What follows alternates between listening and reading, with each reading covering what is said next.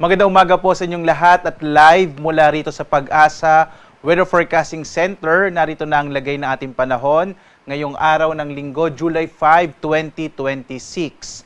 At sa ating latest satellite images, makikita po natin halos walang masyadong kaulapan ngayon sa ating bansa. Kaya inaasahan po natin malaking bahagi ng ating kapuluan ay makararanas ng maaliwalas sa panahon, bagamat posible pa rin yung mga localized rain showers and thunderstorms sa dakong hapon hanggang sa gabi. Sa umaga hanggang tanghali, medyo maliit po yung posibilidad ng mga pag-ulan na dulot ng mga isolated thunderstorms. At posible po magpapatuloy yung ganitong panahon natin hanggang bukas, araw ng Lunes at or Martes po.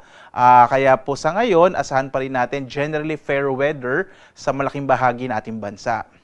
Samantala, minomonitor naman po natin itong super typhoon na nasa labas ng Philippine Area of Responsibility na may international name na Bavi. Sa ngayon po, ang kanyang huling lokasyon as of 3 a.m. nasa 2,700 kilometers silangan ng Eastern Visayas. Sagla yung pinakamalakas na hangin, nasa 195 kilometers per hour malapit sa gitna at pagbugso naman sa 240 kilometers per hour. Patuloy na kumikilos per hour. Sa ngayon po, base sa mga pinakahuling datos natin, heto po yung ating inaasahang magiging track ng Super Typhoon Bavi. Posible po itong pumasok ng Philippine Area of Responsibility araw ng Miyerkules. Posible po bandang umaga ng Miyerkules, July 8, na Super Typhoon category pa rin po. At once na pumasok ito ng PAR, papangalanan natin itong Inday. Sa ngayon po, kung sakali man na kikilos po ito pa kanluran, hilagang kanluran, medyo maliit pa rin yung posibilidad na ito ay tumama sa kalupaan ng ating bansa. Posible po medyo lalapit lang ito sa may area ng Batanes, at ito po itutungo sa bahagi naman ng Taiwan. So asahan po natin na palalakasin ito yung habagat, kaya posible po medyo magiging maulan itong paparating na linggo sa malaking bahagi, lalong-lalo na ng Luzon at Visayas. Bandang araw po ng Miyerkules or Huwebes hanggang weekend na po next week, posible medyo maulan po tayo. At narito ang ating inaasahang magiging lagay ng panahon dito sa may area ng Luzon.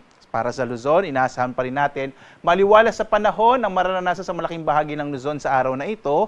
Ang agwat ng temperatura natin sa Lawag, 26 to 33 degrees Celsius sa Tuguegarao, 26 to 36 degrees Celsius, sa Baguio naman 80 to 25 degrees Celsius, sa Metro Manila 27 to 34 degrees Celsius, habang sa Tagaytay 23 to 31 degrees Celsius, sa Legazpi, sa bahagi po yan ng Bicol 26 to 33 degrees Celsius. Sa patuloy na pag-iral pa rin ng easterlies o yung hangin nagmumula sa Karagatang Pasipiko. Gayunpaman, posible pa rin po yung mga localized thunderstorms sa hapon hanggang sa gabi. Ito po yung mga pag-ulan na hindi naman nagtatagal at hindi natin inaasa magiging napakalakas.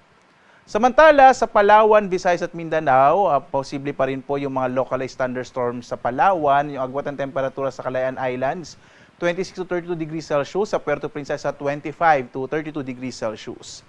Mga pulupulong pag-ulan, pagkulog din ang mararanasan sa malaking bahagi ng Kabisayan ngayong araw. Agwat ang temperatura sa Iloilo, 26 to 33 degrees Celsius.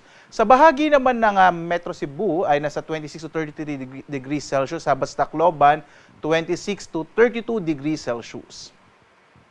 Sa Mindanao, bahagyang maulap hanggang sa maulap na kalangitan na may mga pulupulong pag-ulan, pagkulog ang mararanasan pa rin po sa hapon hanggang sa gabi.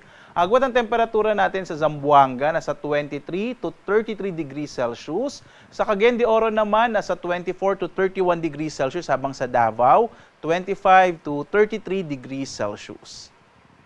Dumako tayo sa lagay ng ating karagatan. Sa ngayon po, wala tayong nakataas sa anumang gale warning sa anumang bahagi ng ating bansa. Banayad hanggang sa katamtaman na magiging pag-alon po dito sa ating mga baybayin. Kaya ligtas naman pumalaot ang mga sasakyang pandagat at mga bangka sa mga baybayin ng ating bansa. Gayunpaman, patuloy na paalaala ng Pag-asa, posible po yung mga biglang paglakas ng alon, lalong-lalo na kapag may mga thunderstorms. Kaya iba yung pag-iingat pa rin po, lalong-lalo na sa mga maliit na sasakyang pandagat at maliliit na mga bangka.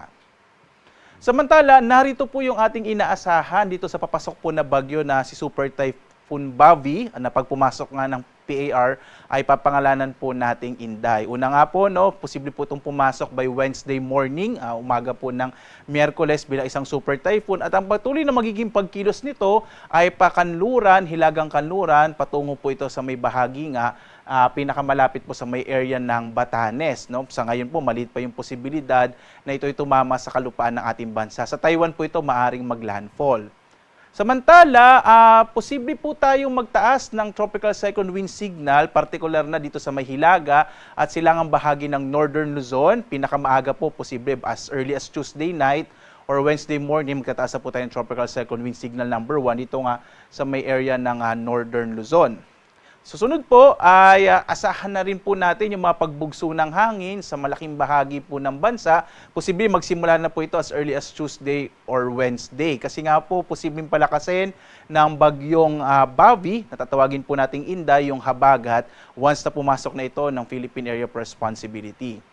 At inaasahan din natin magiging maalon hanggang sa napakaalon, lalong-lalo na may silangang baybayin ng ating bansa. Magsisimula po yan as early as Wednesday or Miyerkules, no? Posible na po yun. At dahil po doon, malaki rin yung posibilidad na mag-issue po tayo ng gale warning, particular na sa may silangang baybayin ng ating bansa.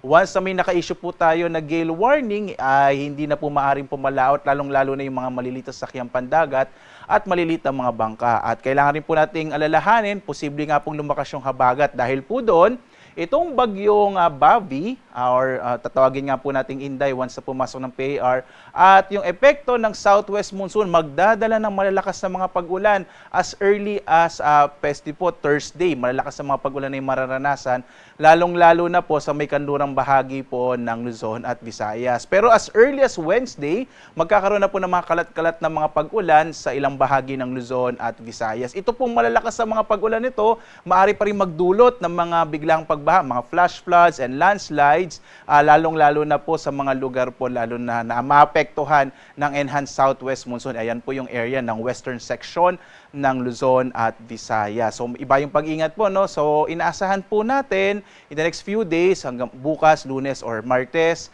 asahan pa rin natin generally fair weather. Sana makapaghanda po tayo sa inaasahan nga na epekto ng bagyo pong Bavi or tatawagin nating Inday at ng habagat. Muli po, no, magsisimulang malalakas sa mga pag-ulan, Huwebes po, maaaring magtagal po yan hanggang weekend. Kaya po iba yung pag-iingat, mga kababayan.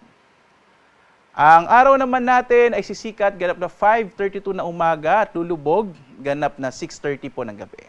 At sundan pa rin tayo sa ating iba't ibang mga social media platforms sa Facebook, sa YouTube at sa dalawang websites po ng Pag-asa, yung pag-asa.usc.gov.ph at panahon.gov.ph. So, i-update po natin itong binabantayan nating bagyo, kaya mainam po, sundan nyo po kami sa iba't ibang mga social media platforms at websites ng Pag-asa. At live naman nagbibigay update mula rito sa Pag-asa Weather Forecasting Center. Ako naman si Obet Badrina. Maghanda po tayo lagi para sa ligtas na Pilipinas. Maraming salamat po. Have a blessed Sunday sa inyong lahat.